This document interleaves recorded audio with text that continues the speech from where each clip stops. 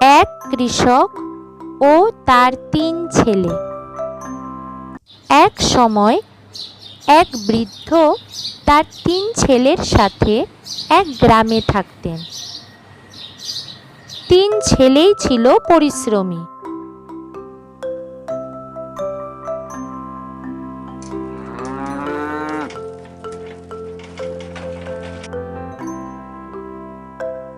তবুও তারা সব সময় ঝগড়া করত।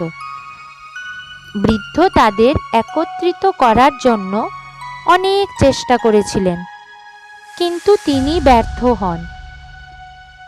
যদিও গ্রামবাসীরা তাদের কঠোর পরিশ্রম এবং প্রচেষ্টার প্রশংসা করেছিল, তবুও তারা তাদের ঝগড়া নিয়ে মজা করত।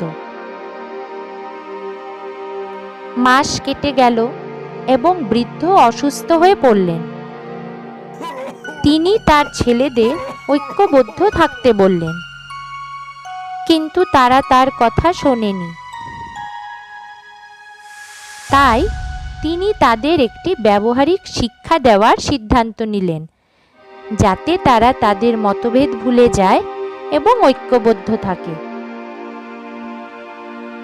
বৃদ্ধ লোকটি তার ছেলেদের ডেকে বললেন, আমি তোমাদের এক বান্ডিল লাঠি দেব।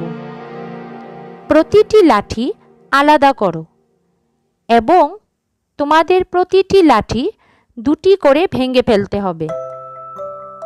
যে দ্রুত লাঠি ভাঙবে সে আরও বেশি পুরস্কৃত হবে। বৃদ্ধ লোকটি তাদের প্রত্যেককে 10টি করে লাঠির একটি বান্ডিল দিল এবং প্রতিটি লাঠি ভেঙে টুকরো টুকরো করতে বলল। তারা কয়েক মিনিটের মধ্যেই লাঠিগুলো ভেঙে ফেলল, আর আবার তারা নিজেদের মধ্যে ঝগড়া শুরু করলো, কে আগে আসবে।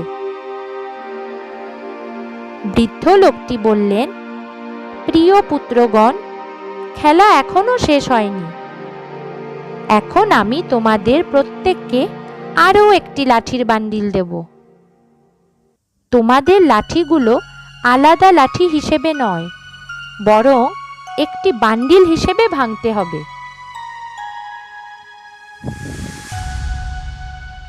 ছেলেরা রাজি হয়ে গেল এবং লাঠির বান্ডিল ভাঙার চেষ্টা করল।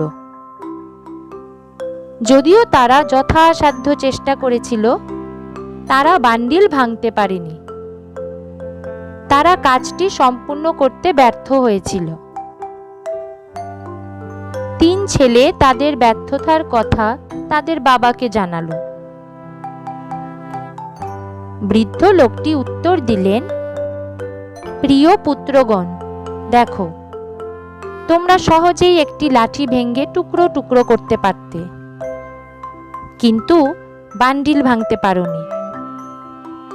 তাই যদি তোমরা ঐক্যবদ্ধ থাকো, তাহলে কেউ তোমাদের কোনো ক্ষতি করতে পারবে না। যদি তোমরা তোমাদের ভাইদের সাথে প্রতিবার ঝগড়া করো, তাহলে যে কেউ তোমাদের সহজেই পরাজিত করতে পারবে। আমি তোমাদের ঐক্যবদ্ধ থাকার জন্য অনুরোধ করছি। 3 ছেলে ঐক্যের শক্তি বুঝতে পেরেছিল এবং তাদের বাবাকে প্রতিশ্রুতি দিয়েছিল যে পরিস্থিতি যাই হোক না কেন, তারা সবাই একসাথে থাকবে। এই গল্পটির নীতি কথা হলো, একতাই বল।